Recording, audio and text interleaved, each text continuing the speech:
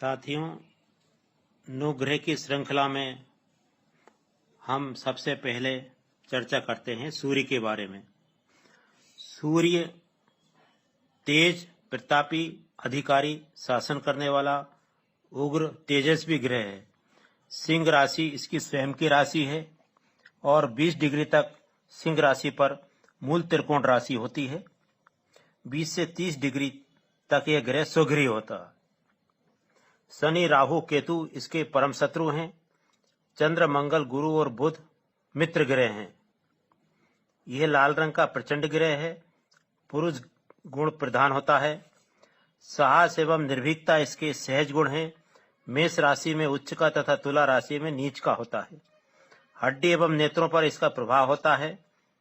गोचर भ्रमण में प्रत्येक दिन में 1 डिग्री चलता है। इस प्रकार एक माह में अपनी राशि परिवर्तन करता है।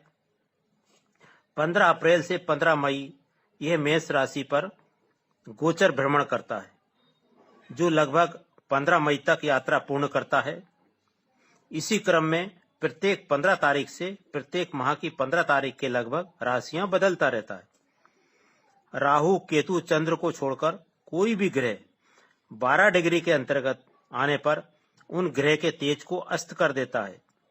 ये क्षत्रिय जाति का है। सूर्य अग्नि तत्व का है। प्रत्येक भाव में यह निम्न प्रकार से अपना फल देता है। पहला है लग्न में। यदि लग्न में सूर्य है तो निर्भीक, क्रोधी, साहसी और अपने परिजनों से कष्ट उठाने वाला, स्वाभिमानी, दुबला शरीर, चंचल प्रकृति, व्यर्थ में धन खर्च करने वाला होता है। लग्न भाव का कारक होने से स्वतंत्र रूप से लग्न भाव में होने पर चिंता कारक होता है। राज्य शासन, राजनीति पर इसका प्रभाव होता है। पिता का कारक होता है। पिता एवं आत्मा का कारक होता है। प्रताप और आरोग्यता देता है।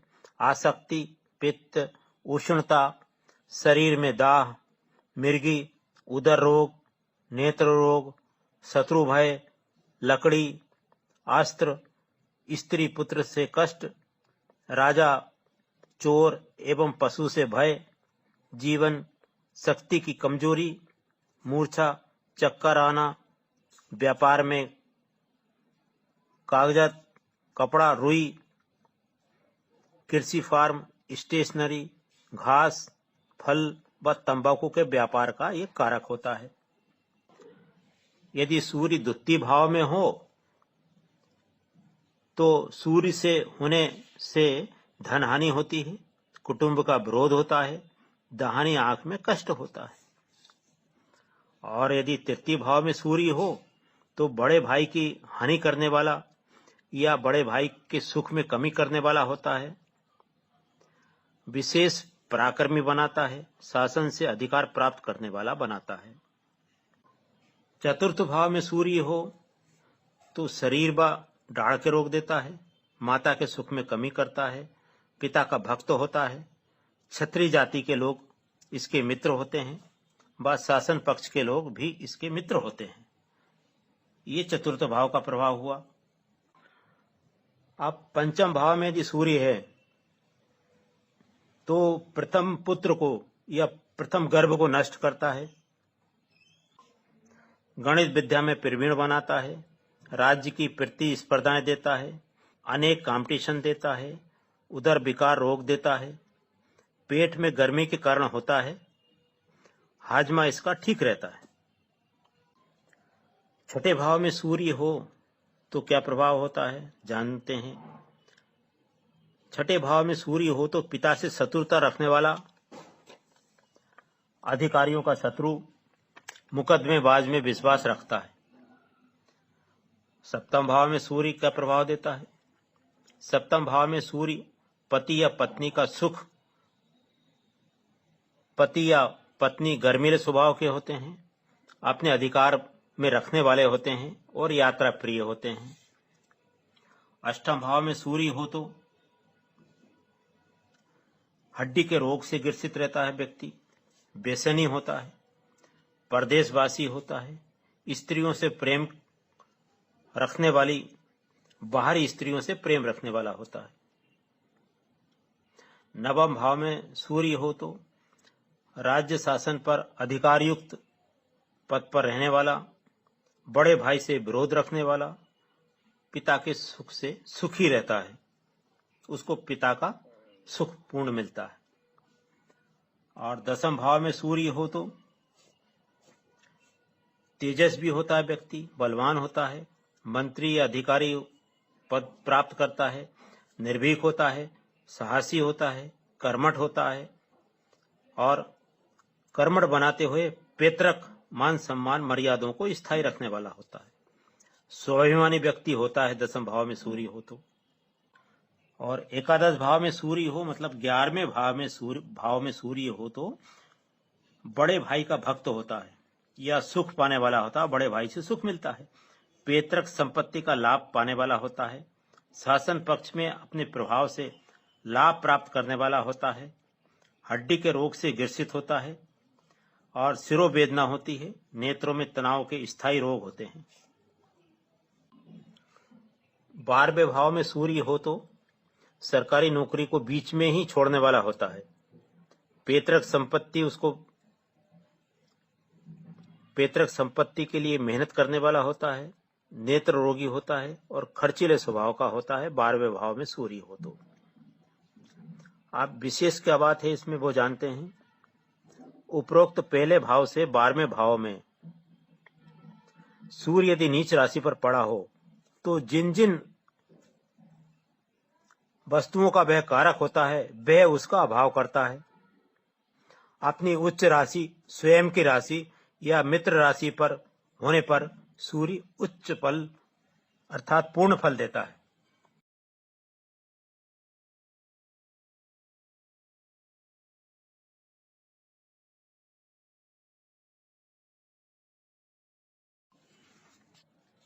नवग्रह की श्रृंखला में अब हम चर्चा करते हैं चंद्रमा के बारे में। शुभ ग्रह एवं पापी ग्रह दोनों ही प्रकार से होता है। शुक्ल पक्ष की 10वीं से कृष्ण पक्ष की 5वीं तक पूर्ण प्रकाशमान देदीप्य होता है। अतएव कृष्ण पक्ष का चंद्रमा पाप ग्रह एवं शुक्ल पक्ष का चंद्रमा शुभ ग्रह माना जाता है। यह कर्क राशि का स्वामी है। वृषभ राशि इसकी उच्च राशि होती है। सूर्य, मंगल, गुरु इसके मित्र ग्रह हैं। राहु, शनि, केतु इसके परम शत्रु ग्रह हैं। बुध शुक्र को संभाव से देखता है चंद्रमा, और ये चंद्रमा स्त्री ग्रह है। रसायन वनस्पति का यह कारक है। जल तत्व का होने से विशेष ठंडा है। वायव्य दिशा का स्वामी श्वेत वर्ण का होता है। यह शीत, कफ, निमोनिया, जुखाम व सर्दी से संबंधित सभी प्रकार की बीमारी का चंद्रमा कारक होता है। मन पर इसका प्रभाव रहता है। जिस प्रकार मन चंचल होता है तो चंद्रमा भी चंचल ग्रह है। जिस भाव पर बैठता है उस भाव को चंचल एवं ठंडा कर देता है। वृश्चिक राशि इसकी नीच राशि है, इसलिए ही वृश्चिक लग्न और वृश्चिक राशि वालों को सर्वथा शीत कफ की शिकायत बनी रहती है। रसायन पदार्थ, दूध, जल, औषधि, वनस्पति व खाद, रसास्वादन सभी प्रकार के रसफल आदि पर इसका प्रभाव रहता है।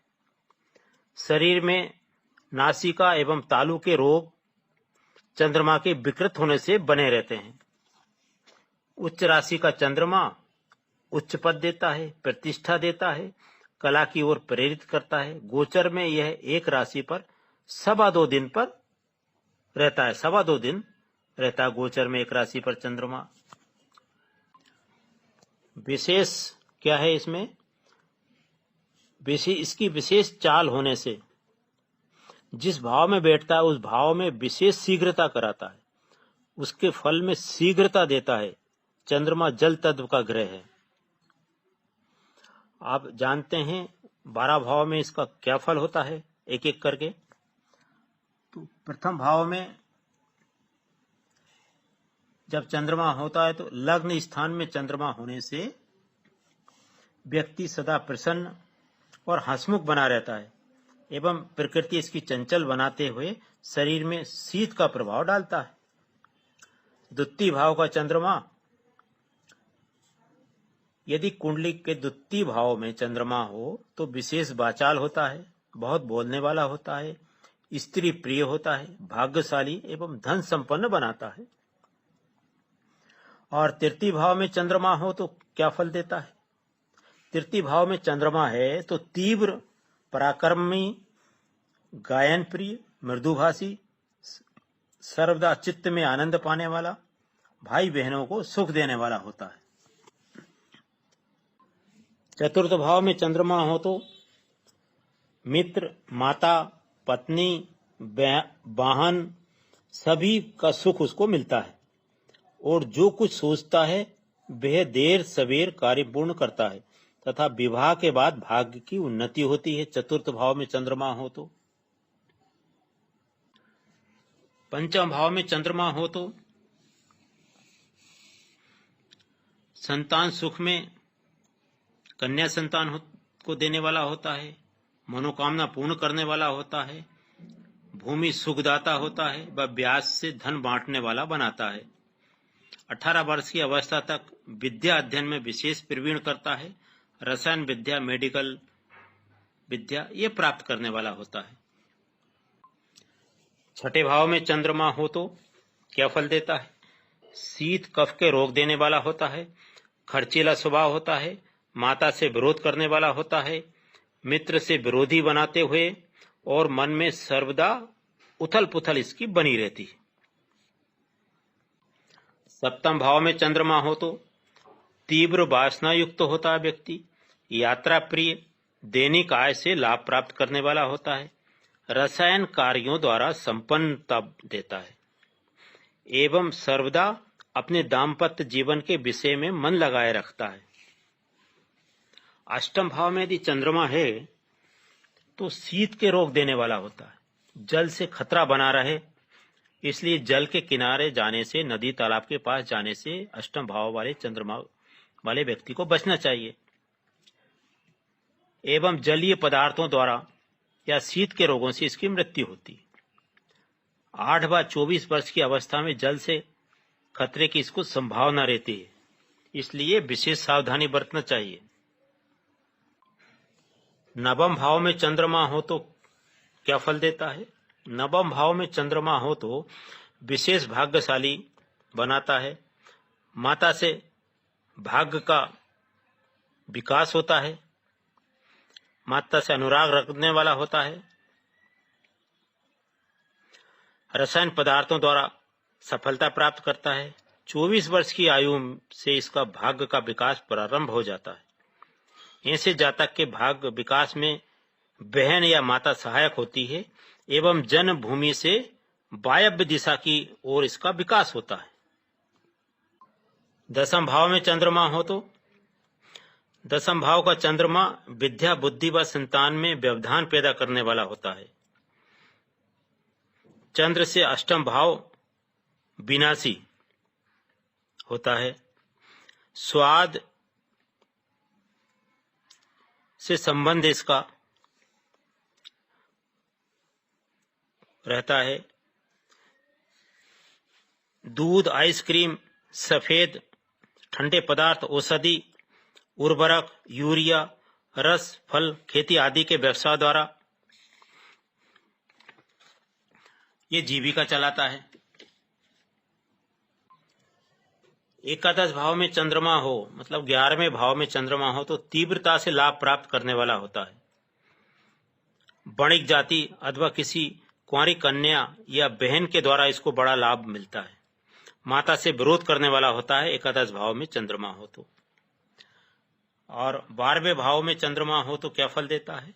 12वें भाव में चंद्रमा होने से शीघ्र विशेष खर्चीला स्वभाव बनाते हुए स्त्री सुख में व्यवधान डालने वाला, मन में अशांति और प्रसन्नता न रहे, घर छोड़कर बाहरी स्थानों में मन लगाता है, जन्मभूमि से बाहर। ये हुआ 12 भाव में चंद्रमा का फल। आगे हम मंगल ग्रह के बारे में चर्चा करेंगे। पिछले एपिसोड में हमने चंद्र ग्रह के बारे में चर्चा की थी। अब हम जानते हैं मंगल ग्रह के बारे में। मंगल ग्रह गोचर में 1.5 माह एक राशि पर भ्रमण करता है। यदा कदा अतिचारी, मंदगति और बकरी होने पर अपने समय सीमा से अधिक भी होता रहता है। मेष एवं वृश्चिक राशि, इन राशियों पर इसका अधिपत्य है। कर्क राशि के 12 डिग्री तक नीच का एवं मकर राशि के 12 डिग्री तक उच्च का रहता है। यह गर्म ग्रह है। पुरुष क्षत्रिय जाति का, दक्षिण दिशा का स्वामी। सूर्य चंद्र गुरु इसके परम मित्र। बुध महाशत्रु है। शनि राहु केतु सामान्य है। मेष राशि इसकी मूल त्रिकोण राशि होती है। वृश्चिक स्वराशि है। अग्नि तत्व ग्रह है। लाल और कत्थई रंग का होता है। लड़ाई झगड़ा, विवाद, एक्सीडेंट, विस्फोटक वस्तुओं का प्रभाव रहता है। रक्त विकार मंगल के कारण होता है। शिक्षा क्षेत्र में मेडिकल, सर्जरी, तार्किक ज्ञान, वकालत आदि की विद्या देता है। लकड़ी, पत्थर, भूमि से संबंधित कार्य एवं मजदूरी का कार्य करवाता है। यह ग्रह राशि के भ्रमण काल में मध्य के 8 दिन में अपना फल देता है।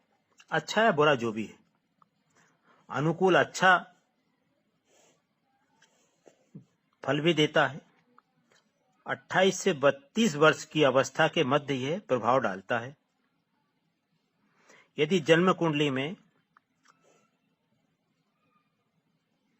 पहले, चौथे, 7वें, 8वें और 12वें भाव में स्थित हो तो 28 से 32 वर्ष के मध्य ग्रस्त जीवन को बिगाड़ देता है।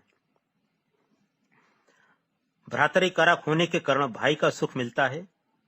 पुलिस, मिलिट्री, खिलाड़ी या साहसिक कार्य करने वाला होता है। मंगल अग्नि तत्व का ग्रह है। अब जानते हैं मंगल के 12 भाव में क्या क्या प्रभाव होता है, पहले से लेकर 12वें भाव तक। यदि प्रथम भाव में मंगल हो, लग्न में हो, तो लग्न भाव में होने पर साहसी बनाता है, उदार चित्त बनाता है, कर्मठ बनाता है, निर्भीक बनाता है, जल्दबाजी करने वाला होता है, व्यवस्था करने में कुशल होता है, स्वतंत्र दिमाग का होता है, परोपकारी होता है, विवादग्रस्त होता है, क्षणिक क्रोधी और सिर पर इसका निशान होना आदि पाए जाते हैं इसमें। द्वितीय भाव में यदि मंगल है तो क्या प्रभाव होता है व्यक्ति के व्यक्तित्व में? व्यक्ति बोलने में निर्भीक, धन विनाशक होता है, कुटुंब में सुख की कमी पाने वाला होता है, दाहिनी आंख में लालिमा लिए हुए रहता है, गिरना पड़ना, चोट लगना इसके स्वभाव में होता है, विद्या क्षेत्र में रुकावट के साथ विद्या अध्ययन कराता है, भूमि संबंधी कार्यों से भाग्य का इसका विकास होता है, भाई के सहयोग से धन प्राप्त होता है।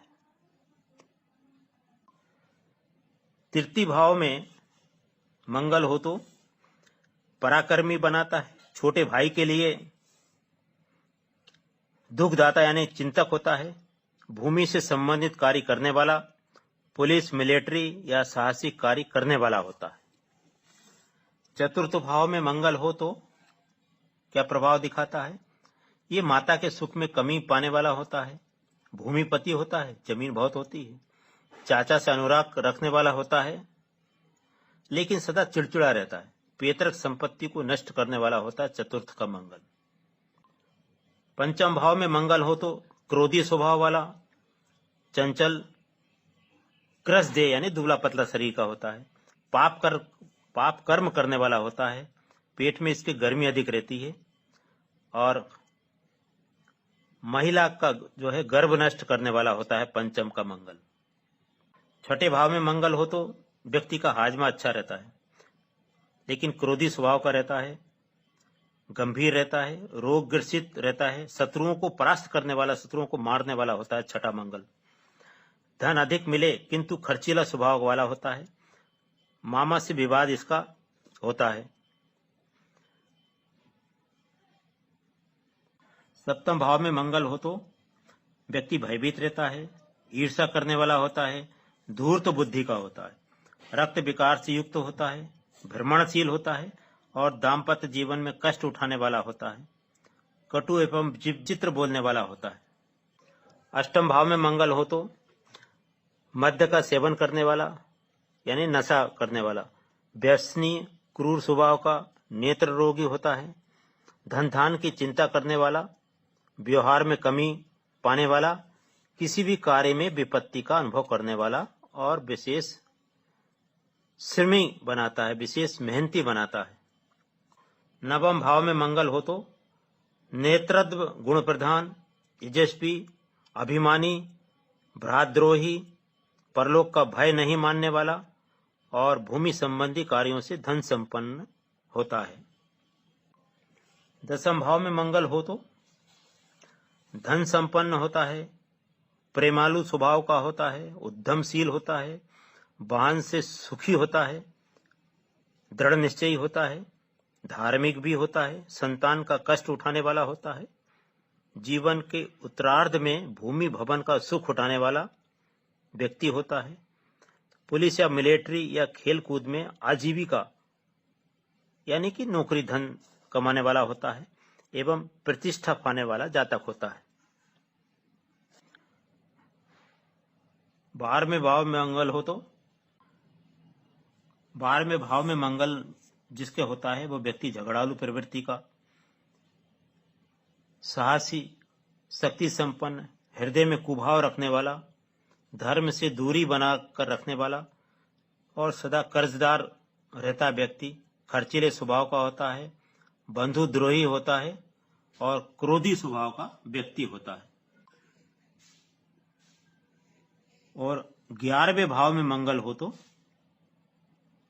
न्यायप्रिय होता है, क्रोधी होता है, साहसी होता है, भाग्य से कमजोरी पाने वाला होता है, राजसी ठाड़ बाट रखने वाला, गाय घोड़ा आदि के व्यवसाय से लाभ प्राप्त करने वाला होता है।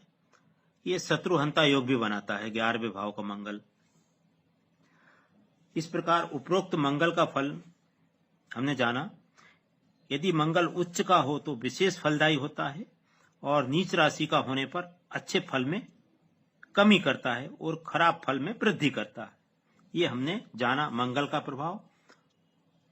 अगले एपिसोड में हम बुध के बारे में जानेंगे। साथियों, मंगल ग्रह के बाद हम चर्चा करते हैं बुध ग्रह की। बुध ग्रह राजकुमार, सदा सुकुमार अवस्था में रहता है।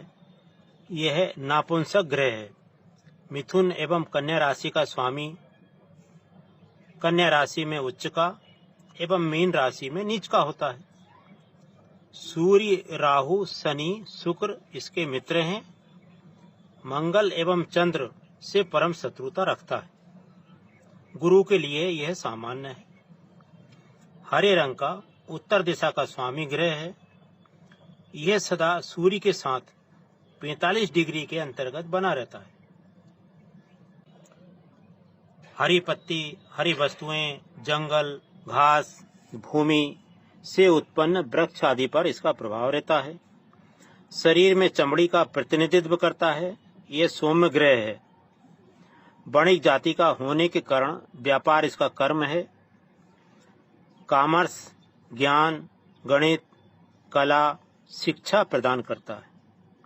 चर्म रोग, हाथ में होने वाले रोग, कफ जनित रोग देने वाला ग्रह बुध है। संबंधों में मामा का कारक होता है बुध। बुध जिसका बिगड़ा होता है उसके मामा के सुख में कमी होती है। वाक्पटुता इसका प्रधान गुण होता है। द्वितीय स्थान पर बैठा हुआ बुध व्यक्ति को वाक्पटु बनाता है। बुध भूमि तत्व का कारक होता है। अब जानते हैं बुध के 12 भाव में क्या फल होते हैं। यदि प्रथम भाव में बुध हो तो व्यक्ति श्रृंगार प्रिय, झेप कर सामने वाले को देखता है, संकोची स्वभाव का रहेगा, सदा शरीर युवा बना रहता है। ऐसे व्यक्ति की चमड़ी सुकोमल एवं चिकनी होती है, स्पर्श प्रिय होती है, अध्यापन कार्य की ओर इसका झुकाव रहता है। यदि द्वितीय भाव में बुध हो तो वाक्पटु होता व्यक्ति नेता होता है, वक्ता, प्रचारक, टीवी रिपोर्टर तथा धन संपन्न बनाता है। अपने बुद्धि चातुरी से धन संग्रह करने वाला, व्यापार में कुशल बनाता है, सुंदर नाक नक्शा वाला संग्रहशील बनाता है, कुटुंब की मान मर्यादाओं को पालन करते हुए जीवन बिताता है। मामा से इसको धन प्राप्त होता है, धन प्राप्त करता है ये व्यक्ति। तृतीय भाव में बुध हो तो व्यक्ति आलसी, अकर्मण्य किंतु भाग्यशाली, व्यापार में कुशल, भारत सहयोगी, विचारक एवं कला के प्रति रुझान वाला, चेतन बुद्धि, बौद्धिक पराक्रम वाला बनाते हुए लेखन कार्य में रुचि रखता है। चतुर्थ भाव में बुध हो तो घर एवं पर वाहन से सुखी रहता है, दूसरे के नाम से वाहन हो उसे पर वाहन कहते हैं। मित्रों से मधुर संबंध रखने वाला होता है, सहृदय विचारों का होता है, गणित विद्या में प्रवीण होता है और हृदय में सदा प्रसन्नता रखने वाला व्यक्ति होता है। पंचम भाव में बुध हो तो छल छिद्रों से भरा हुआ व्यक्ति रहता है, वितंडतावादी होता है, क्षम बुद्धि वाला होता है, नटवर लाल जैसा। जीवन के उत्तरार्ध में पुत्र संतान देने वाला होता है और धन के लिए सदा प्रयासरत रहता है। पंचम भाव में बुध वाला व्यक्ति। छठे भाव में जिसके बुध हो कुंडली में तो कलह प्रिय होता है, आलसी, वाद विवाद करने वाला होता है, अहंकारी, कामुक होता है, मंत्र सम्मोहन वशीकरण आदि के ज्ञान की ओर रुझान रखने वाला होता है और विषय वासना में विशेष ध्यान रखने वाला जातक होता है। सातवें भाव में बुध हो तो लेखन, धनी, सुंदर, शुभ कर्म में विश्वास रखने वाला, व्यवसाय में कुशल, सुंदर देह वाला, वासना में असमर्थ, दूसरों के प्रति दया भाव रखने वाला जातक होता है। अष्टम भाव में बुध हो तो व्यक्ति न्यायप्रिय होता है, धन संपन्न होता है, वक्ता होता है, धार्मिक प्रवृत्ति का होता है, कृषि कार्य में दक्ष होता है, कवि हृदय होता है, भोग आदि में रुचि रखने वाला होता है, व्यापार में लाभ पाने के लिए निरंतर घूमता रहता है और विशेष अहंकारी होता है। अष्टम भाव में जिसके बुध हो तो। नवम भाव में बुध हो तो ज्योतिष का ज्ञान रखने वाला व्यक्ति होता है, भयभीत रहता है, विशेष धार्मिक होता है, मधुर गले वाला होता है, कुल दीपक योग होता है उसका, तीर्थ सेवा में रुचि रखने वाला होता है, कृषि संपादक होता है, कवि होता है, संपादक, लेखक, कला ज्ञान संपन्न, शत्रुओं को मारने वाला होता है। दसम भाव में बुध हो तो विद्वान, व्यवहारिक, कम बोलने वाला, लेखक, कवि, प्रत्येक बात को तोलने वाला, माता पिता का भक्त, धन संपन्न, हमेशा लाभ करने वाला, व्यापार में कुशल होता है। और 11वें भाव में बुध हो तो व्यक्ति बुद्धिमान, कला संपन्न, ज्ञान संपन्न, व्यापार का लाभ पाने वाला, कुल नायक, गायन प्रिय, सदाचारी, यशस्वी, लंबी आयु वाला, विशेष संपत्तिवान और व्यापार से लाभ प्राप्त करने वाला व्यक्ति होता है। और 12वें भाव में यदि बुध है तो व्यक्ति में विशेषता होती है, वह बुद्धिमान होता है, कुल दीपक योग बनाता है, धर्मात्मा एवं आलसी होता है, अपने बंधु बांधवों को प्रिय होता है, राजसी ठाट बाट रखने वाला होता है, अपने जनों से हुआ पाप बुद्धि, चित्त में धूर्तता रखने वाला और खर्चीला जातक होता है। पिछले क्रम में हमने बुध के बारे में जाना था, अब हम गुरु के बारे में जानेंगे। गुरु ग्रह सौम्य प्रकृति का ग्रहों में सर्वश्रेष्ठ शुभ ग्रह माना जाता है। इसका पीला रंग है। पीला रंग भी शुभ एवं मंगल कार्यों के लिए हमारे धर्म में शुभ का प्रतीक है। धनु एवं मीन राशि का स्वामी है। धनु राशि में मूल त्रिकोण का होता है एवं कर्क राशि में उच्च का और मकर राशि में नीच का होता है। चंद्र, मंगल एवं सूर्य इसके मित्र ग्रह हैं तथा शुक्र, बुध, शनि, राहु, केतु के लिए सामान्य है। इसका शत्रु ग्रह कोई भी नहीं है। ईशान कोण में यह ईशान कोण का स्वामी है क्योंकि ईशान दिशा 10 दिशाओं में श्रेष्ठ मानी जाती है। गुरु की दृष्टि त्रिकोण दृष्टि होती है। जहां गुरु बैठता है वहां से 5वें, 7वें और 9वें स्थानों को पूर्ण दृष्टि से देखता है तथा गुरु का दृष्टि डालना उस भाव को शुभ माना जाता है, शुभ बनाता है तथा जिस भाव में गुरु बैठता है वहां का सोच करने वाला होता है, विचार करने वाला होता है, चिंता करने वाला होता है, विशेष ध्यान रखने वाला होता है। पूजन, भजन, मंगल कार्य, विवाह एवं 16 संस्कारों में 15 संस्कार गुरु के क्षेत्र में आते हैं। गुरु शब्द का अर्थ होता है गु अर्थात अंधकार का, रु का अर्थ होता है प्रकाश। अतएव अंधकार से प्रकाश की ओर ले जाने वाला मार्गदर्शक गुरु होता है। जन्म कुंडली में दूसरे, 5वें, 9वें, 10वें और 11वें इन भावों का कारक होता है। दूसरे भाव में धन का कारक, पंचम भाव में विद्या, बुद्धि, संतान का कारक, नवम भाव में धर्म एवं भाग्य का कारक, 10वें भाव में कर्म का कारक और 11वें भाव में लाभ का कारक होता है। अतएव मनुष्य के जीवन में सर्वाधिक महत्वपूर्ण कार्यों का कारक गुरु होने से नवग्रहों में महत्वपूर्ण गुरु को माना जाता है। प्राचीन विद्या, गूढ़ विद्या, विज्ञान पर विशेष ध्यान देने वाला होता है तथा आध्यात्मिक साधना में गुरु का महत्व है। इसलिए गुरु सूर्य की राशि पर, सिंह राशि पर आने पर अस्त होने की स्थिति में कोई भी मंगल व शुभ कार्य वर्जित माने जाते हैं। उसी प्रकार सूर्य के आसपास 12 डिग्री के इर्द गिर्द में गोचर भ्रमण में गुरु जब आता है तो सूर्य के तेज से वह अस्त हो जाता है। गुरु के अस्त होने पर कोई भी मंगलकारी नहीं होते हैं। जैसे विवाह हुआ, गृह प्रवेश हुआ, भूमि भवन का कोई कार्य हुआ, कोई मंगलकारी नहीं होता। गोचर भ्रमण में 12 माह से 13 माह के लगभग एक राशि में रहता है गुरु। पूरे भाचक्र का 1 वर्ष में चक्कर लगाता है। लीवर खराब होना, पीलिया, कमर में दर्द, मति भ्रम, पागलपन, हिस्टीरिया, मृगी रोग आदि गुरु के दूषित होने पर होते हैं।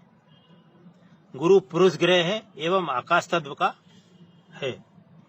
मकर राशि के 5 अंश के अंतर्गत गुरु परम नीच का होता है। अब 12 भाव में गुरु के बारे में जानेंगे कि 12 भाव में कहां कहां पर गुरु क्या क्या फल देता है। लग्न में गुरु हो तो सद्ज्ञान, सत्प्रवृत्ति, सद्बुद्धि एवं सुंदर देह बनाने वाला होता है। ऐसा व्यक्ति धार्मिक विचारों का, शिक्षा के क्षेत्र में विशेष झुकाव, नीति रीति से कार्य करने वाला धार्मिक होता है। पेट यानी तोंद निकलने वाला स्वस्थ देह वाला होता है। तृतीय भाव में गुरु हो कुंडली में तो धन, कुटुंब के प्रति सोच रखने वाला, धार्मिक, साधु, विद्वान आदि शुभ आचरण करने वालों से घृणा कराता है। इसकी मृत्यु के बाद विशेष नाम फैलता है व्यक्ति का एवं सुखद मृत्यु कराने वाला होता है। द्वितीय भाव का गुरु शुभ कार्य करने वाला, मंदिर निर्माण करने वाला, भक्ति भाव में संलग्न होता है, सत्यवादी होता है। सब कुछ बोलते हुए, सब कुछ होते हुए धन से संबंधित अभाव महसूस करता है और कुटुंब से संबंधित यदा कदा परेशानी देता है। अब तृतीय भाव, यदि तृतीय भाव में गुरु हो तो कर्म के प्रति चिंतनशील बनाता है, भाग्यशाली बनाता है, धार्मिक रुचि का और शुभ मार्ग से लाभ प्राप्त करने वाला बनाता है। भाग्यशाली होते हुए भी व्यक्ति को कई गुना कठिनाइयां झेलना पड़ती है। चतुर्थ भाव में गुरु हो तो भूमि, भवन, माता, मित्रों का विशेष ध्यान रखने वाला, शुभ स्थान में उसकी मृत्यु होती है, शिक्षा क्षेत्र में कार्यरत व अच्छे कार्यों में व्यय करने वाला होता है। पंचम भाव में गुरु हो तो गुण ज्ञान के प्रति जागरूक, रिसर्च करने वाला, प्राचीन विद्याओं का ज्ञाता होता है, शुभ संतान वाला, भाग्यशाली, धार्मिक एवं सन्मार्ग से लाभ प्राप्त करने वाला सुंदर देह का होता है। छठवें भाव में गुरु हो तो रोगों के प्रति चिंतनशील, पीलिया या लीवर खराबी, कमर दर्द, शुभ और अच्छे कार्यों में रुचि रखने वाला, कुटुंबजनों के प्रति आदर भाव रखने वाला होता है। छठे भाव में यदि गुरु हो तो व्यक्ति निरोगता नहीं रहता और रोग बढ़ाता है। सप्तम भाव में गुरु क्या फल देता है जानते हैं। यह दाम्पत्य जीवन में चिंतन कारक होता है। ज्ञान संपन्न, सुंदर, स्वस्थ देह के प्रति पति पत्नी मिलते हैं। स्वस्थ देह वाले पति पत्नी मिलते हैं इसमें। सप्तम भाव में बैठने वाला गुरु पति या पत्नी को सर्वदा शिक्षा देने वाला होता है। एक दूसरे को ये शिक्षा देते रहते हैं जीवन भर। और सुंदर देह का सन्मार्ग से लाभ मिलता है। अच्छे कर्म करने वाला जातक होता है। बंधुजनों से विशेष अनुराग रखने वाला और कल्याणकारी भावना वाला व्यक्ति होता है, जिसके सप्तम भाव में गुरु होता है। अष्टम भाव में गुरु हो तो व्यक्ति बैकुंठवासी होता है, सद्गति प्रदान करने वाला, पुत्र सुख में कमी पाने वाला, अच्छे कार्यों में खर्च करने वाला, धन कुटुंब से सुखी होता है, माता, भवन, भूमि, वाहन, मित्र आदि का विशेष सुख प्राप्त करने वाला व्यक्ति होता है, जिसके अष्टम भाव में गुरु हो। नवम भाव में गुरु हो तो क्या फल देता है जानते हैं। नवम भाव भाग्य का भाव होता है, तो इसमें सर्वदा भाग्य का सोच रखने वाला, प्रयासरत, साधु, ब्राह्मण या किसी सज्जन व्यक्ति द्वारा इसकी भाग्य वृद्धि होती है। शुभ संतान होती है इसकी। ऐसे जातक की संतान विशेष भाग्यशाली होते हुए अपने कुल का नाम रोशन करने वाली होती है। छोटे भाई के सुख में उन्नति कारक होता है। सहज भाव से उत्तम फल का दाता, छोटे भाई से संबंधित, विद्या में उन्नति कारक, शरीर से संबंधित स्वास्थ्यता के योग प्रदान करता है, स्वस्थ रहने के योग प्रदान करता है। दसम भाव में गुरु हो तो गुरु माता के लिए विशेष शुभकारी होता है। गुरु माता के लिए कर्म का सोच बना रहता है, पिता की चिंता करने वाला होता है, रोग शत्रु हंता योग बनाते हुए सत्य वक्ता होता है व्यक्ति। 11वें भाव में यदि गुरु है कुंडली में तो क्या फल देता है जानते हैं। सर्वदा लाभ की सोच रखता है, छोटे भाई बहनों के प्रति लगाव रखने वाला होता है, बौद्धिक स्तर पर अच्छी सोच रखने वाला होता है। इसकी संतान विशेष सुंदर एवं ज्ञानशील होती है। दाम्पत्य जीवन इसका सुखी रहता है। पति पत्नी को हमेशा उपदेश देने वाला रहता है। इसमें एक दूसरे पति पत्नी को और पति पत्नी को या उपदेश देते रहते हैं, आप ऐसा करो, ऐसा करो, ऐसा करना चाहिए, इस तरह से। 12वें भाव में गुरु हो तो त्याग की भावना रखने वाला, शुभ कार्यों में खर्च करने वाला, भूमि, भवन, माता का सुख, वाहन प्राप्त करने वाला, स्त्रियों के सहयोग से विकास करने वाला होता है और निरोगी बनाते हुए खर्च में कमी करता है 12वें भाव का गुरु। इस प्रकार हमने गुरु के बारे में जाना। अगले क्रम में हम शुक्र के बारे में जानेंगे। पिछले क्रम में हमने गुरु के बारे में जाना था, अब शुक्र के बारे में जानते हैं। शुक्र ग्रह तारामंडल में सूर्य से कम किंतु अन्य ग्रहों से अधिक चमकने वाला ग्रह है। यह स्त्री ग्रह है। वृष एवं तुला राशि का स्वामी है। मीन राशि उच्च की होती है तथा कन्या राशि में नीच का होता है। वृषभ राशि इसकी मूल त्रिकोण राशि है। मटमेले रंग का अग्निकोण का स्वामी सोम स्वभाव का ग्रह है। गुरु इसका परम शत्रु है। राहु, शनि, बुध यह परम मित्र हैं। सूर्य, चंद्र, मंगल से इसकी सामान्यता है। काव्य कला, साहित्य, संगीत विद्याओं पर इसका अधिकार है। आनंद, मौज, शोक, भौतिक सुख साधन, भवन, वाहन, ऐशो आराम, सुख सुविधाओं का कारक ग्रह है व पत्नी का भी कारक ग्रह शुक्र होता है। सौंदर्य प्रसाधन वस्तुएं कलात्मक वस्तुओं का कारक ग्रह है। मूत्रपिंड स्त्रियों को प्रदर, पुरुषों को भोग विलास, मधुमेह, गुप्त रोग आदि का कारक होता है शुक्र, और ये ब्राह्मण जाति का है। अब जानते हैं 12 भाव में शुक्र का क्या प्रभाव पड़ता है। सबसे पहले जानते हैं लग्न में शुक्र हो तो श्रृंगार प्रिय होता है, व्यक्ति सुंदर देह का होता है, नेत्र प्रिय होता है, आकर्षक होता है, पत्नी सुंदर मिलती है, लोकप्रिय होता है, साहित्य के प्रति रुचि होती है, विचारों में आधुनिकता होती है, यंत्र एवं हवन में रुचि रखने वाला होता है, तंत्र क्रियाओं में विश्वास रखने वाला और रसिक मिजाज का होता है। द्वितीय भाव में शुक्र हो तो धन धान से परिपूर्ण होता है व्यक्ति, विनोदी स्वभाव का होता है, रत्न पहचानने की अच्छी कला उसमें होती है और किसी स्त्री से धन प्राप्त करने वाला होता है और विवाह के उपरांत उसके भाग्य की उन्नति होती है। तीसरे भाव में शुक्र हो तो पराक्रमहीन होता है व्यक्ति, परंतु थोड़े काम को भी सुंदर एवं व्यवस्थित रूप से करने वाला होता है, भाग्यशाली होता है और भाग्यशाली पुत्र संतान होने पर संतुष्टि न होना, हर कार्य में भयभीत, चित्रकारी में कुशलता एवं अनोखा साहसी कारक होता है, बहन से अत्यधिक स्नेह करने वाला जातक होता है। पिछला हमने शुक्र के बारे में जाना, अब शनि के बारे में जानते हैं। शनि ग्रह सौर मंडल में सर्वाधिक ऊंचाई पर मंद गति से भ्रमण करता है। इसकी गोचर गति एक राशि से दूसरी राशि तक जाने पर 2.5 वर्ष की होती है। मकर एवं कुंभ राशि का स्वामी होता है और तुला राशि पर उच्च का होता है और मेष राशि पर यह नीच राशि का होता है।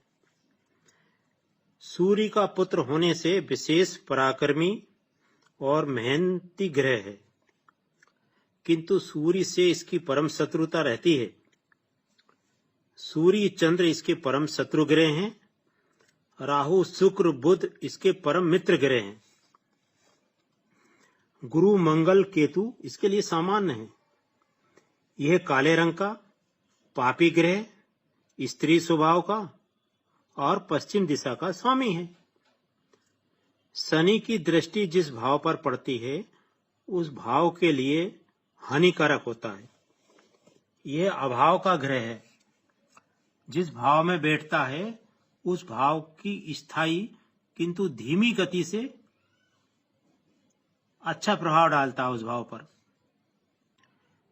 सूर्य के साथ या सूर्य पर दृष्टि डालने से पिता पुत्र में वैचारिक मतभेद कराने वाला होता है।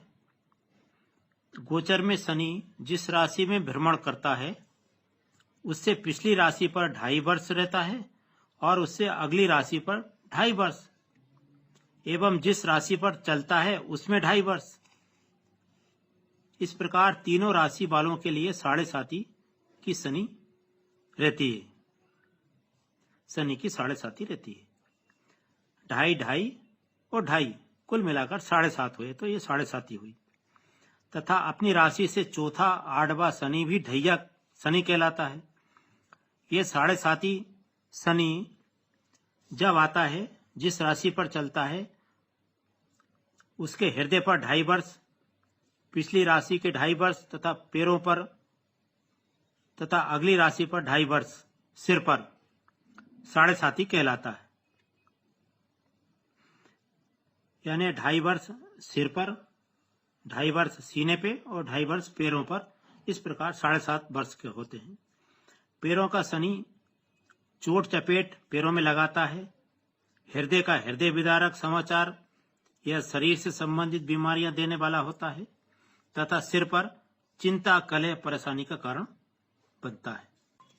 कंचन, कामिनी, कलह, कलेवर, कर्ज, कर्म और कोर्ट कचहरी आदि सप्त ककार 7.5 होने पर आते हैं। ये शनि सप्तककार देने वाला होता है। 7 तरह का। कैसे? कंचन यानी कि पैसा अर्थात धन की परेशानी, कामिनी अर्थात दाम्पत्य जीवन में परेशानी का कारक, कलह अर्थात विवाद चिंता परेशानी कराता है, कलेवर अर्थात शरीर से संबंधित रोग देने वाला होता है, कर्ज अर्थात ऋण का योग भी बनाने वाला होता है, छठवा है कर्म, अपने कर्म क्षेत्र में व्यवधान डालने वाला या रुकावट पैदा करने वाला होता है, सातवां होता है कोर्ट या कचहरी अर्थात जातक की मनोवृत्ति कोर्ट कचहरी के कामों में विशेष लग जाती है अथवा कोई अन्य व्यक्ति उस पर मुकदमा कर देता है। उपरोक्त सप्त ककारों में से कोई न कोई कारण शनि की 7.5 होने पर मनुष्य के जीवन में घटित होता ही है। किसी किसी को प्रारंभ में, किसी को मध्य के 2.5 वर्ष में, किसी को अंत के 2.5 वर्ष में शनि की 7.5 निश्चित रूप से कष्ट कारक होती है। जन्म कुंडली में यदि शनि उच्च या उच्च नवांश में हो तो शनि की 7.5 आने पर बहुत बड़ा विकास भी कराती है। आप विभिन्न भावों में शनि का क्या फल मिलता है जानते हैं? यदि लग्न में शनि हो तो व्यक्ति जिद्दी होता है, अति काम, लोलुपता, मंद दृष्टि, शत्रुओं को मारने वाला, श्रृंगार प्रिय, मकर व तुला लग्न में विशेष भाग्यशाली बनाता है शनि, लग्न में शनि हो तो। द्वितीय भाव में शनि क्या फल देता है जानते हैं? ये स्वर्ण संचय में रुचि रखने वाला होता है, भ्रमणशील, हर कुछ बोलने वाला, मुख में रोग, कटु वचन बोलने वाला, बंधुओं से वियोग पाने वाला और सुख से हीन व्यक्ति होता है द्वितीय भाव में शनि हो तो। तृतीय भाव में शनि हो तो व्यक्ति विद्वान होता है, सुंदर देह का होता है, स्वस्थ देह का होता है, विघ्न बाधाओं से युक्त होता है और शत्रुओं को मारने वाला होता है, संभाषण करने में कुशल होता है, हष्टपुष्ट होता है, बलशाली होता है, किंतु उद्योग धंधा से हीन व्यक्ति को बनाता है तृतीय भाव का शनि।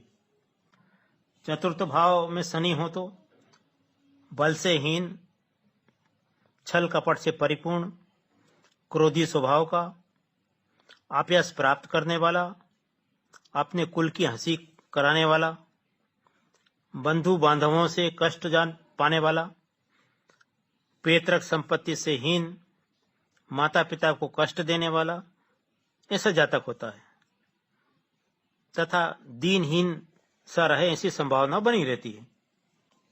पंचम भाव में शनि हो तो मंदबुद्धि, नास्तिक, मित्र का द्रोही, उदार चित्त का, भ्रमण प्रिय, संतान सुख से हीन, चोर वृत्ति का, आलस्य से युक्त जातक होता है। ऐसे जातक का विवाह 30 वर्ष की आयु में होता है तथा कुटुंब से विरोध करने वाला बनाता है।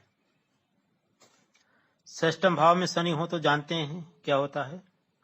षष्ठम भाव में शनि हो, छठे भाव में शनि हो तो श्वास के रोग देता है, वायु जनित पीड़ा कारक होता है, क्रोधी स्वभाव का, बलवान, धन संपन्न, ज्ञान से परिपूर्ण, शत्रुओं को मारने वाला, पेट में जराठ अग्नि तेज होती है इसकी। इस जातक के चचेरे भाई बहुत होते हैं। पिछले क्रम में हमने शनि के बारे में जाना था, अब हम छाया ग्रह राहु और केतु के बारे में जानेंगे। पहले राहु, यह राहु छाया ग्रह है, सिर भाग को राहु कहते हैं एवं धड़ भाग को केतु कहते हैं। ये दोनों ही ग्रह अचानक होने वाले घटना दुर्घटना के कारक होते हैं। शनि के समान राहु के गुण पाए जाते हैं और मंगल के समान केतु के गुण पाए जाते हैं।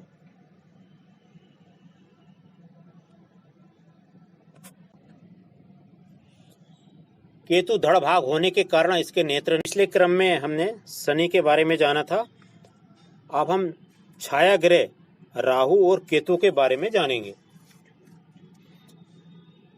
पहले राहु, यह राहु छाया ग्रह है, सिर भाग को राहु कहते हैं एवं धड़ भाग को केतु कहते हैं। ये दोनों ही ग्रह अचानक होने वाले घटना दुर्घटना के कारक होते हैं। शनि के समान राहु के गुण पाए जाते हैं और मंगल के समान केतु के गुण पाए जाते हैं।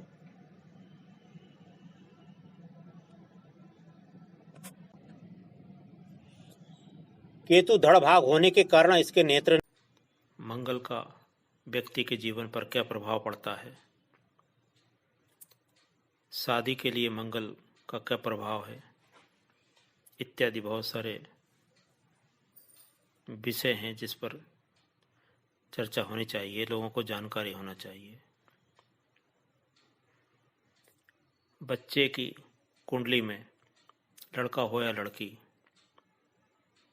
मंगल ग्रह के प्रभाव को जानने की हर माता पिता की इच्छा होती है कि उसके जीवन में मंगल शुभ रहेगा या अशुभ, क्योंकि मंगल का मतलब होता है अच्छा, मांगलिक। लेकिन कभी कभी मंगल के कारण से व्यक्ति का जीवन, दाम्पत्य जीवन प्रभावित होता है और खराब भी होता है, लेकिन उसमें घबराने की आवश्यकता नहीं है। सबसे पहले कुंडली में हम जानेंगे मंगल क्या होता है। कुंडली में जब पहले घर में, चौथे घर में, सातवें घर में, आठवें घर में और 12वें घर में मंगल आता है, मंगल होता है, तो उसे मांगलिक कुंडली कहा जाता है। सिर्फ लग्न कुंडली के आधार पर ही उसे मांगलिक कुंडली नहीं कहना चाहिए। चंद्र कुंडली के आधार पर भी व्यक्ति की कुंडली मांगलिक होती है। शुक्र कुंडली के आधार पर भी व्यक्ति की कुंडली मांगलिक होती है। जब भी शादी विवाह की बात हो तो लग्न कुंडली के अलावा चंद्र कुंडली से भी मिलान होना चाहिए। उसके अलावा मंगल की डिग्री देखना चाहिए, कितने डिग्री का मंगल है, चलित में मंगल किस घर में गया है, ये हमें देखना चाहिए। निर्यन भाव में मंगल कहाँ बैठा है, इसके अलावा मंगल पर कितने शुभ ग्रह की दृष्टि है, कितने अशुभ ग्रह की दृष्टि है, यह देखकर विचार करना चाहिए। सप्तम स्थान को कितने शुभ ग्रह देख रहे हैं, सप्तम स्थान में कौन सी राशि है, सप्तम स्थान दाम्पत्य का होता है, उसके दोनों तरफ कौन से ग्रह हैं, शुभ ग्रह हैं या अशुभ ग्रह हैं, और उन ग्रहों की डिग्री कितनी है, इन पर विचार करने के बाद किसी को बताना चाहिए कि मंगल उनके जीवन में क्या प्रभाव डालेगा। उसके अलावा ग्रहों की महादशा, अष्टक वर्ग, ग्रहों की अंतर्दशा, इस पर भी विचार करके फिर कुंडली का विश्लेषण करना चाहिए, तभी सटीक परिणाम सामने आते हैं। मंगल रक्त का कारक होता है। मंगल वाले व्यक्ति में जोश, जुनून और कुछ कर गुजरने की तमन्ना होती है। जिस व्यक्ति के कुंडली में मंगल ग्रह खराब होता है, नीच का होता है, उसमें आत्मविश्वास की कमी होती है, सुस्त रहता है, एक्टिव नहीं रहता है। लग्न कुंडली में मंगल ग्रह बकरी है या मार्गी है, गोचर में मंगल आने पर बकरी और मार्गी जब जब रहेगा तब तब तक का प्रभाव जीवन में होगा, इन सब का विचार करना चाहिए। मंगल के दोष निवारण के लिए व्यक्ति को हनुमान जी की पूजा, आराधना, जप तप करना चाहिए। सुंदरकांड का पाठ, हनुमान चालीसा का पाठ, हनुमान जी के मंत्र का जाप, ये कहा गया है। उसके अलावा मंगल के मंत्र का जाप, हवन भी करवाना चाहिए। हनुमान जी की पूजा अर्चना के लिए हनुमान जी को चोला चढ़ाना चाहिए। हनुमान जी को चोला चढ़ाने में विशेष ध्यान इस बात का रखना चाहिए कि जहाँ भी हनुमान जी का मंदिर हो, एक दिन पहले पुजारी को सूचित कर दें कि कल सुबह पहला चोला हनुमान जी का हम चढ़वाएंगे, हमारी तरफ से चढ़ेगा। और पूरी सामग्री ले जाके दे देनी चाहिए। चोले में सिंदूर के लिए शनिवार को चढ़ाएं तो चमेली का तेल, और मंगलवार को चढ़ाएं तो शुद्ध देसी घी होना चाहिए। लाल वस्त्र होना चाहिए उनके लंगोट के लिए। वर्क कभी नहीं चढ़ाना चाहिए। जनेऊ, फूलमाला, नारियल और प्रसाद में सिर्फ गुड़ का प्रसाद लाना चाहिए। मिठाई इत्यादि शुद्ध नहीं होती है, इसलिए क्योंकि हनुमान जी वानर स्वरूप होते हैं और वानर को चने बहुत पसंद होते हैं, गुड़ पसंद होता है, इसलिए हनुमान जी को गुड़ और चने का प्रसाद ही चढ़ाना चाहिए। साथ में ध्वजा, जिसको झंडा कहते हैं, वह हनुमान मंदिर में लगाना चाहिए। हनुमान जी का चोला चढ़ाने के लिए पंडित जी को पहले ही दक्षिणा दे देनी चाहिए, जो आपकी श्रद्धा हो। इसका पूजा में बहुत महत्व है, क्योंकि यदि दक्षिणा यानी कि पंडित जी का मेहनताना यदि पहले दे दिया जाए तो उनको कन्फर्म हो जाता है कि ये हमको मेहनताना मिल गया है, तो उतनी श्रद्धा से हनुमान जी को चोला चढ़ाएंगे और आपको भी अच्छा फल मिलेगा। यदि आप भी चोला चढ़ा रहे हों तो उचित दक्षिणा भगवान को अर्पित करनी चाहिए। और चोला चढ़ाने के बाद हनुमान जी के दाहिने पैर का सिंदूर अपने मस्तक पर लगाना चाहिए। दूसरा उपाय है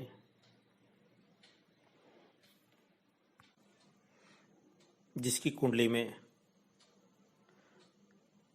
पहले, चौथे, 7वें, 8वें वार में घर में मंगल हो, उनको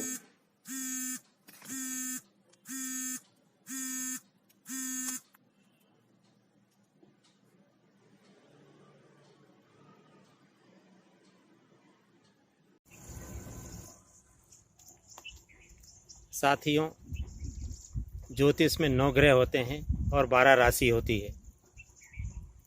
9 ग्रह में सूर्य, चंद्र, मंगल, बुध, गुरु, शुक्र, शनि, राहु और केतु आते हैं। और 12 राशियां होती हैं: मेष, वृष, मिथुन, कर्क, सिंह, कन्या, तुला, वृश्चिक, धनु, मकर, कुंभ और मीन। ये ग्रह और राशियां ही हमारे जीवन में प्रभाव डालती हैं, अच्छा या बुरा।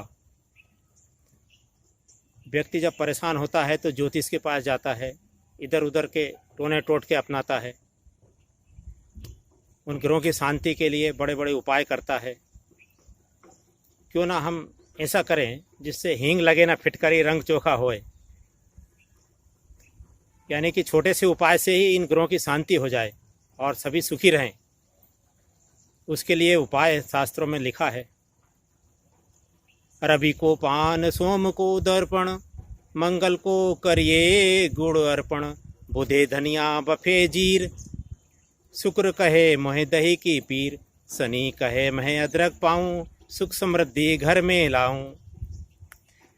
अर्थात रविवार को घर से पान खाकर निकलना चाहिए, सोमवार को दर्पण देखकर निकलना चाहिए, मंगल को थोड़ा गुड़ खाकर निकलना चाहिए, बुधवार को धनिया खाकर निकलना चाहिए, गुरुवार को जीरा खाकर निकलना चाहिए, शुक्रवार को दही खाकर निकलना चाहिए, शनिवार को अदरक खाकर निकलना चाहिए। इस प्रकार इन ग्रहों की शांति हो जाती है और हमारे घर में सुख चैन अमन चैन होता है। अब प्रश्न ये उठता है, कई लोग कहते हैं कि शुक्रवार को दही नहीं खाते हैं, ये सर्वथा अनुचित है। ये भ्रम फैलाने वाले लोगों ने यह फैलाया है कि शुक्रवार को दही नहीं खाना चाहिए। शुक्रवार को दही अवश्य खाना चाहिए, क्योंकि दही जो है शुक्र का प्रतीक होता है और शुक्र अच्छा हो तो वैभवशाली संतान होती है, सुंदर संतान होती है, घर में सब सुख साधन समृद्धि होती है। ये शुक्र देवता है, शुक्र देवता ये प्रदान करते हैं, इसलिए शुक्रवार को तो दही अवश्य खाना चाहिए। इनका पालन करेंगे, घर में सुख शांति अमन चैन रहेगा।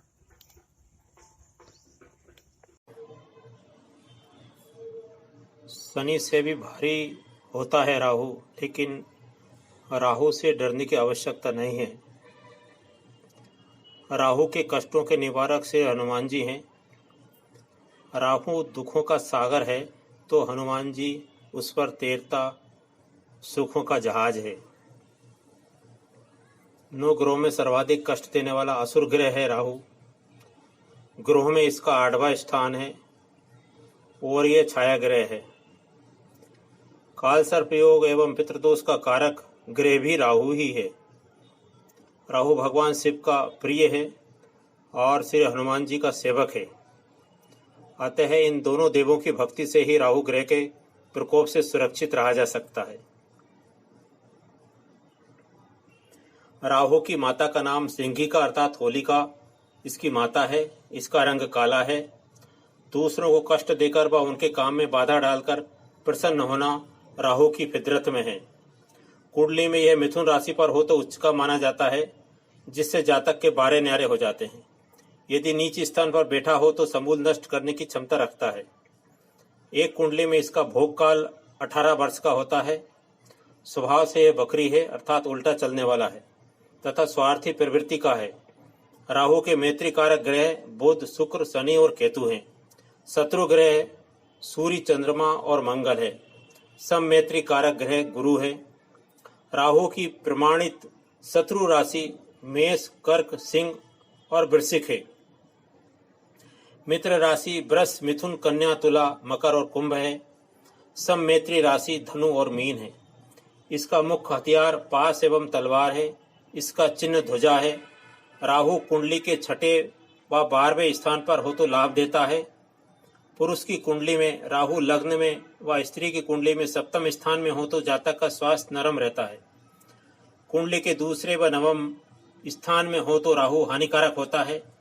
कुंडली के चतुर्थ, सप्तम व अष्टम भाव में राहु मारक बनता है। 10वें स्थान पर भाग्यवर्धक और 6ठे स्थान पर प्रबलता कारक होता है। पितृ कारक 10वें में राहु, शुक्र, मंगल अथवा राहु, शुक्र, शनि एक स्थान पर मिले तो जातक को मार्केश लगता है। राहु का निवास स्थान पश्चिम दिशा में है। उड़द व काली तिल में है। भृंगराज तेल में है। राहु के कष्टों के निवारण के उपाय साधारणतः है रविवार को हनुमान जी को 11 या 21 लौंग की माला चढ़ाया जाए और बजरंग बाण का पाठ करें। मंगल, शनिवार को हनुमान जी को छुआरे का प्रसाद चढ़ाएं और बच्चों को बांटें। मंगलवार, शनिवार, रवि को श्री हनुमान जी को गुड़ चने भोग लगाएं। बंदरों को बैगन या फल खिलाएं या बहते पानी में कोयले बहाएं। प्रत्येक सोमवार को अथवा प्रतिदिन अनार के रस से भगवान शिव का अभिषेक करें और ओम नमः शिवाय का जप करें। भगवान शिव को पिंड खजूर का प्रसाद चढ़ाएं और बांटें। भगवान शिव को नीले पुष्पों की माला पहनाएं और कत्था लगे पान में सुपारी रखकर भेंट करें। कहीं भोजन करने जाएं तो परोसगारी में नमक परोसें। गरीबों को कंबल, साबुन या नमक का दान करें। ताम्र पत्र का ही जल पिएं और संभव हो तो ताम्र गिलास में ही पिएं। खास समाधान उसके अलसी के तेल का दीपक जलाकर बहते पानी में दीपदान करें। प्रत्येक सोमवती अमावस्या पर भगवान शिव की आराधना करें और यदि संभव हो तो साल में एक बार तांबे का नाग भी भगवान शिव को भेंट करें। प्रत्येक शनि अमावस्या को श्री हनुमान जी की खड़े रहकर आराधना करें और बजरंग बाण का पाठ करें। यदि संभव हो तो हनुमान जी को वर्ष में एक बार पीतल की गदा चढ़ाएं। अनामिका उंगली में अष्ट धातु के अंगूठे में गोमेद पहने और चांदी का हाथी हमेशा अपने पास में रखें। घर की बाहरी दीवार पर पीते हाथी का चित्र भी आप लगवा सकते हैं। राहु ग्रह के शांति के लिए होली के दिन ये उपाय करना चाहिए। एक नारियल का गोला लें, उसमें अलसी का तेल भरें और उसमें थोड़ा गुड़ डालें। फिर उस गोले को राहु से त्रस्त व्यक्ति अपने अंगों से स्पर्श करे और जलती होलिका में डाल दें। पूरा वर्ष राहु उसे परेशान नहीं करेगा। अलसी के तेल में सेब फल को भिगोएं और उसमें जितनी आपकी आयु हो उतने लौंग लगाएं। उस सेब को हाथ में लेकर जलती हुई होली की 4 परिक्रमा लगाएं और अपने इष्ट देव का नाम लें। फिर उसे होली में डाल दें। यदि धनतेरस के दिन उपयोग करना है तो धन त्रयोदशी के दिन सूर्योदय से प्रातःकाल उठकर स्नान ध्यान से निवृत्त होकर तांबे के लोटे में देसी घी भरें और उसे लेकर मंदिर में जाएं। भगवान की परिक्रमा करें और घी से भरा पात्र भगवान को भेंट करें। इससे राहु से त्रस्त लोगों के भाग्य बदलेंगे और उन्हें उन्नति होगी। जो स्वयं अपने को भाग्यहीन मानते हैं, जिन्हें हमेशा असफलताएं मिलती हैं या शत्रु बाधा से परेशान हैं या दरिद्रता जिनके लिए अभिशाप बन गई है, वे निराश ना हो, वे निम्न विधि अपनाएं। शहद में राहु का स्थान होता है, अतः प्रत्येक रविवार को दोपहर में कंडे की धूप में शहद की 21 आहुतियां दें और ओम हम हनुमते रुद्राय हुम फट का जाप करें। इससे राहु से के कष्ट से निजात मिलती है। आज के दिन राहु से संबंधित उपाय करने से और उनके मंत्र पढ़ने से राहु से कष्टों से मुक्ति मिलती है। आज नाग पंचमी है, विशेष रूप से ये किया जा सकता है, बहुत लाभ मिलता है। जितना संभव हो उतना करना चाहिए, जरूरी नहीं कि हर एक चीज ही किए जाए। साथियों, रत्न के बारे में हम चर्चा करते हैं और राशि के बारे में भी चर्चा करेंगे। जैसे मेष राशि है, जिन व्यक्तियों का नाम का पहला अक्षर चू, चे, चो, ला, ली, लू, ले, लो, आ होता है, उनकी राशि मेष होती है। मेष राशि को अंग्रेजी में एरिस कहते हैं। इस राशि का स्वामी मंगल ग्रह होता है। मेष राशि वाले व्यक्ति साहसी होते हैं, आत्मविश्वासी होते हैं, दृढ़ निश्चय वाले होते हैं और मैत्री प्रकृति के होते हैं। धार्मिक या सामाजिक कार्यों में उनकी ज़्यादा रुचि नहीं रहती। मेष राशि का स्वामी मंगल होता है, मार्स जिसको अंग्रेजी में कहते हैं। इसलिए मेष राशि वाले को मूंगा धारण करना चाहिए और यदि मूंगा नहीं मिले तो उपरत्न भी धारण कर लेना चाहिए। उपरत्न होता है लाल ओनेक्स और लाल हकीक। मूंगा कई तरह का होता है।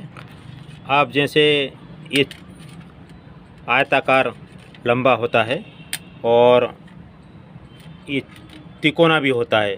जैसी जिसकी इच्छा होती है, श्रद्धा होती है, वैसा धारण कर लेते हैं। मूंगा खान से निकलने वाला रत्न नहीं है, यह एक जैविक रत्न होता है और ये समुद्र से निकाला जाता है। अपनी रासायनिक संरचना में मूंगा कैल्शियम कार्बोनेट का रूप होता है। समुद्र की गहराइयों में पाया जाता है ये और मंगल ग्रह का प्रतिनिधित्व करता है। इसका रंग लाल होता है, सिंदूरी भी होता है और सफ़ेद भी होता है। सफ़ेद रंग के भी मूंगे होता है। मूंगे में देवी शक्ति होती है, इसकी मान्यता है। मूंगा किस प्रकार से धारण करें हम? मूंगा धारण करने से मंगल ग्रह से संबंधित समस्त दोष शांत हो जाते हैं। मूंगा धारण करने से रक्त साफ होता है। रक्त विकार कोई शरीर में होता है तो साफ होता है और रक्त में वृद्धि होती है। जिनका स्वास्थ्य ठीक नहीं रहता उनको भी मूंगा पहनना चाहिए। जो व्यक्ति शत्रुओं पर विजय पाना चाहता है, जिसके शत्रु अधिक हों और जो व्यक्ति शत्रुओं से परास्त हो चुका हो तथा जिन्हें डर भय अधिक सताता हो, उन्हें मूंगा पहनना चाहिए। मूंगा मेष तथा वृश्चिक राशि वालों के भाग्य को जगाता है। व्यापार, नौकरी आदि में उन्नति कराता है। मूंगा धारण करने से मान स्वाभिमान में वृद्धि होती है। तथा मूंगा धारण करने। साथियों, आज शरद पूर्णिमा है। इस दिन समुद्र मंथन के दौरान महालक्ष्मी का जन्म हुआ था। इसे अमृत काल भी कहते हैं। पूरे वर्ष में केवल इसी रात्रि को चंद्रमा 16 कलाओं से परिपूर्ण होता है। भगवान श्री कृष्ण में भी 16 कलाएं थी, इसलिए उनकी छवि अद्भुत है, आकर्षक है, सम्मोहन कारक है।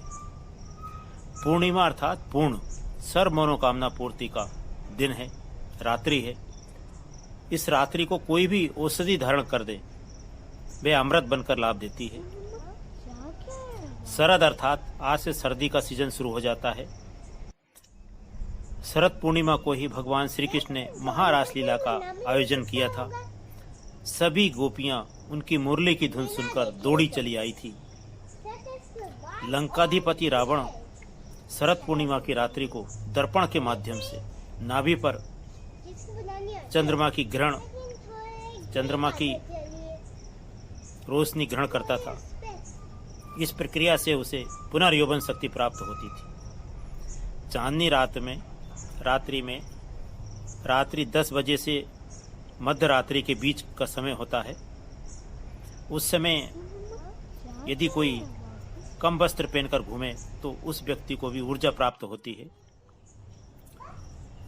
प्रश्न ये उठता है कि खीर का सेवन शरद पूर्णिमा को किया जाता है।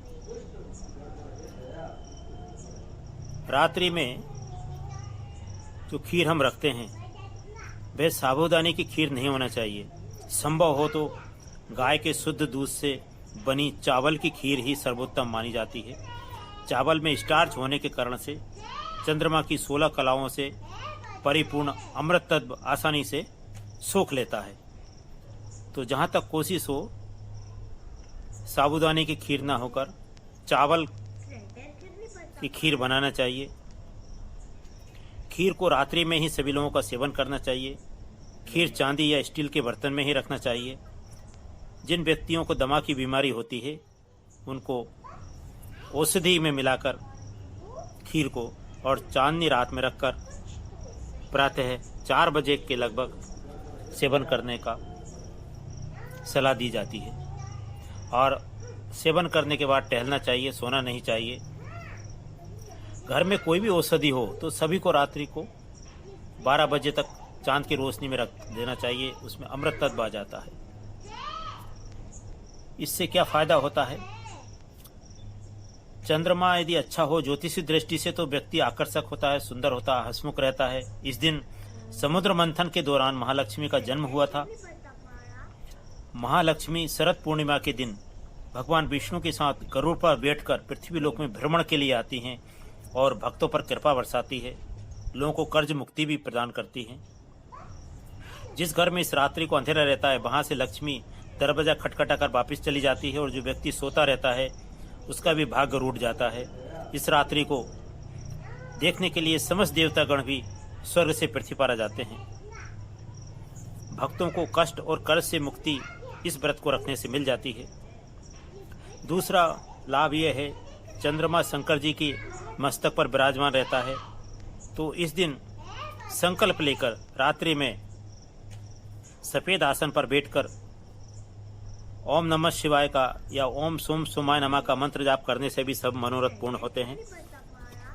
कुंडली में जिनका चंद्रमा दोषपूर्ण होता है, चौथा आठवां 12वें स्थान में होता है, सर्दी जुकाम लीवर से परेशान रहते हैं, जिनकी माता का स्वास्थ्य ठीक नहीं रहता है, वे इस रात्रि को शिव जी पर धीरे धीरे दूध की धारा चढ़ाएं। चढ़ाते समय ओम नमः शिवाय का या ओम सोम सोमाय नमः का मंत्र जाप करें तो रोगों से मुक्ति मिलती है। चावल का खीर का भोग भगवान शंकर को लगाकर औषधि के रूप में सभी लोग ग्रहण करें। खीर स्वयं भी ग्रहण करें। प्रसाद स्वरूप घर परिवार इष्ट मित्र को और मोहल्ले पड़ोस में भी बांटें। शरद पूर्णिमा चौमासा का अंतिम चरण भी होता है।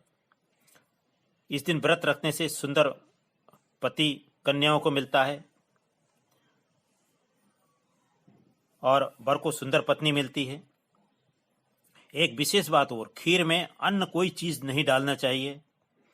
सिर्फ तुलसी का दल जरूर डालना चाहिए। लोग भूल जाते हैं तुलसी दल डालना, क्योंकि भगवान को भोग बिना तुलसी के नहीं लगता है, और भगवान को भोग लगाने के बाद ही परिवार में ग्रहण करना चाहिए। इस दिन सत्यनारायण की कथा भी लोग करवाते हैं। अष्टलक्ष्मी प्राप्त होती है। चंद्रमा मन का प्रतीक होता है, और इस दिन चंद्रमा धरती पर सबसे करीब होता है, इसलिए बहुत ही लाभदायक रहता है। चांदनी रात ज्योतिषी दृष्टि से भी बहुत महत्व रखाती है। इस दिन ज्वार भाटा चंद्रमा के कारण ही आता है। व्यक्ति को डिप्रेशन भी खराब चंद्रमा के कारण होता है। लोग आत्महत्या भी खराब चंद्रमा के कारण से करते हैं। ज्योतिषी दृष्टि से देखें तो कुंडली में जब प्रथम चंद्रमा आता है गोचर में, तब लाभ और सुख प्रदान करता है। गोचर में जब दूसरा चंद्रमा आता है तो धन और लाभ मिलता है। तीसरा चंद्रमा आता है तो लाभ और सुख मिलता है। चौथा चंद्रमा आता है तो रोग और हानि होती है। पांचवा चंद्रमा कारी और नाश का प्रतीक होता है। छठा चंद्रमा धन लाभ देता है। सातवां चंद्रमा स्त्री सुख देता है। आठवां चंद्रमा चिंता और कष्ट देता है। नौवां चंद्रमा राजभय देता है।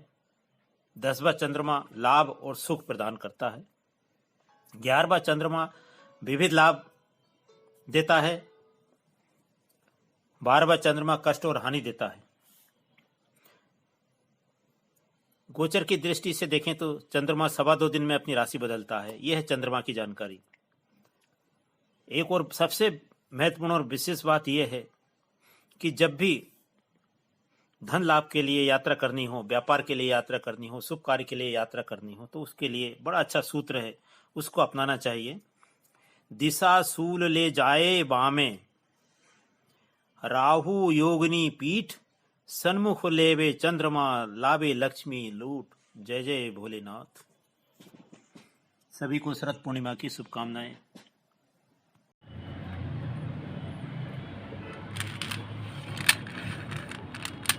मालाओं में इस माला का विशेष महत्व है।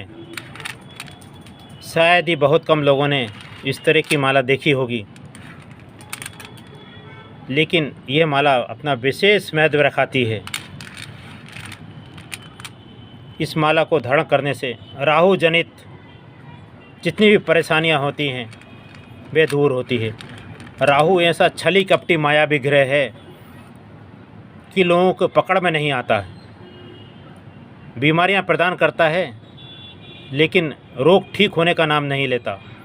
मानसिक परेशानी ऐसी होती है कि कम होने का नाम नहीं लेती। शत्रु परेशान करते हैं, और राहु ने जैसे छल से अमृत पिया था, इसी प्रकार से जब राहु की ग्रह दशा आती है, अंतर्दशा आती है, महादशा आती है, गोचर में जब राहु आता है तो तरह तरह से परेशानियां देता है। कोई भी चीज़ स्पष्ट नहीं होने देता। उस स्थिति में ये माला धारण करना गले में बहुत लाभप्रद होता है, बहुत लाभ मिलता है इससे। प्रथम तो यह बहुत मुश्किल से मिलेगी इसका, और मिले तो इसको शुद्ध करके शनिवार को रात्रि में इसको धारण करना चाहिए, बहुत लाभ मिलता है। साथियों, सूर्य देवता को जल चढ़ाना चाहिए प्रातःकाल स्नान करने के उपरांत। तांबे के लोटे में चाहें तो थोड़ा गेहूं डाल लें या रोली डाल लें, और पूर्व की ओर मुख करके सूर्य देवता की तरफ देखकर जल चढ़ाना चाहिए। अपना हाथ इतना ऊंचा होना चाहिए कि सूर्य देवता के ऊपर अपने तांबे का लोटा का जल रहे, ताकि उसकी किरणें हमारे शरीर पर अपना प्रभाव डालें, और धीरे धीरे सूर्य देवता को जल डालना चाहिए। यदि किसी के पास व्यवस्था नहीं हो कि सूर्य उदय होते हुए देख सकें या बाद में देख सकें, तो किसी भी जगह पर एक पात्र रखकर सूर्य देवता का ध्यान करके और जल चढ़ाना चाहिए। कहीं कहीं बड़े शहरों में व्यवस्था नहीं हो पाती है। सूर्य मंत्र ओम घृणी सूर्याय नमः, ओम घृणी सूर्याय नमः, ओम घृणी सूर्याय नमः। इस प्रकार सूर्य देवता का जप नाम करते हुए और जल चढ़ाना चाहिए। दूसरा मंत्र भी है ओम आदित्याय विद्महे दिवाकराय च धीमहि तन्नो सूर्यो प्रचोदयात्। ये सूर्य गायत्री मंत्र है, इसका और भी अधिक प्रभाव रहता है। इस प्रकार सूर्य देवता को जल चढ़ाकर जो जल जमीन पर गिरे उसको स्पर्श करके मस्तक पर लगा लेना चाहिए और सूर्य की प्रदक्षिणा करनी चाहिए। सूर्य की प्रदक्षिणा का अर्थ है जहां आप खड़े हैं वहीं से चारों तरफ घूम जाएं आप, और ये मंत्र पढ़ना चाहिए। यानी कानि च पापानि जन्मांतर कृतानि च तानि सर्वाणि नश्यन्तु प्रदक्षिणे पदे पदे। इस प्रकार प्रार्थना करके और स्थान से हट जाना चाहिए। इस प्रकार हम सूर्य देवता की पूजा कर सकते हैं। जिनका कुंडली में सूर्य खराब है, कमजोर है, सरकारी कार्यों में बाधा आ रही है, सरकारी नौकरी नहीं मिल रही है, उन लोगों को सूर्य की पूजा अवश्य करना चाहिए। सूर्य को जल चढ़ाना चाहिए। सूर्य पिता का कारक होता है। सूर्य